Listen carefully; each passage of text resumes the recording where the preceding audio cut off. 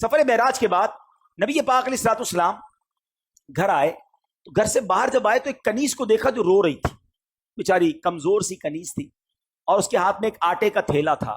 نبی پاک نے فرمایا کیوں رو رہی ہو؟ کہتی حضور میں فلاں غیر مسلم کی کنیز ہوں، میرے مالک نے مجھے چکی میں آٹا پسوانے کے لیے بھیجا، میں بیمار ہوں، چل بھی نہیں پاتی ہوں، اب مجھے دیر ہو گئی ہے، مجھے ڈر ہے کہ اب میں یہ آٹا لے کر لیٹ پہنچوں گی نا تو مجھے بہت ڈانٹے گا، مجھے سزا دے گا۔ بیچاری چل بھی نہیں پا رہی تھی۔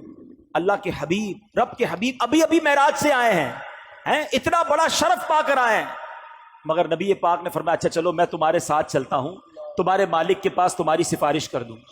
نبی پاک نے اس کنیز کا آٹے کا تھیلا اٹھا لیا، تھوڑی دیر رکتا ہوں، مجھے اور آپ کو کوئی بڑا مقام مل جائے تو اب غریب تو گئے نا، ان سے ملنے کی کیا ضرورت ہے؟ بھائی میرے تو تعلقات کدھر ہیں، میں تو فلاں پروگرام میں جاتا ہوں، مجھے تو ادھر بٹھایا جاتا ہے، میرا تعلق بڑے لوگوں سے، اب پرانے دوست غریب رشتہ دار ان کا کیا کرنا ہے؟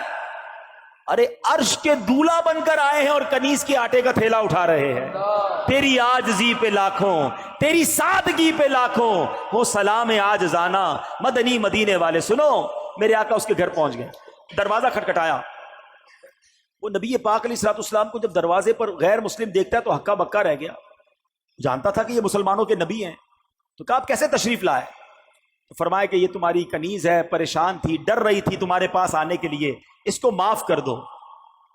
تو پتہ ہے وہ کیا کہتا ہے، وہ جو غیر مسلم تھا کہتا ہے پہلے مجھے بتائیے آپ کو آج رات معراج نصیب ہوئی ہے نا؟ غیر مسلم کہتا ہے اے محمد صلی اللہ تعالی علیہ وسلم آج رات آپ کو معراج نصیب ہوئی ہے؟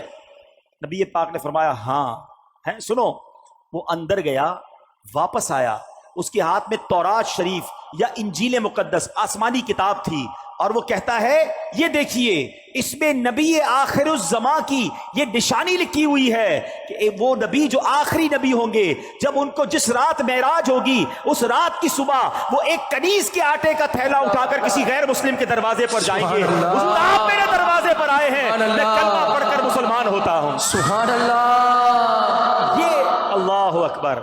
اب یہ میرے آقا کی شان ہے کہ نبی پاک کی اس معراج کا ذکر اور معراج کے بعد اس عاجزی کا ذکر بھی آسمانی کتابوں میں موجود ہے۔ ارے جن کے نصیب میں ماننا ہوتا ہے، جن کے مقدر میں ایمان لانا ہوتا ہے، جن کے مقدر میں عشق رسول ہوتا ہے، ان کو یہ سعادت ملتی ہے۔ بڑی پیاری بات شاعر کہتے ہیں، عقل والوں کے نصیبوں میں کہاں ذوق جنون۔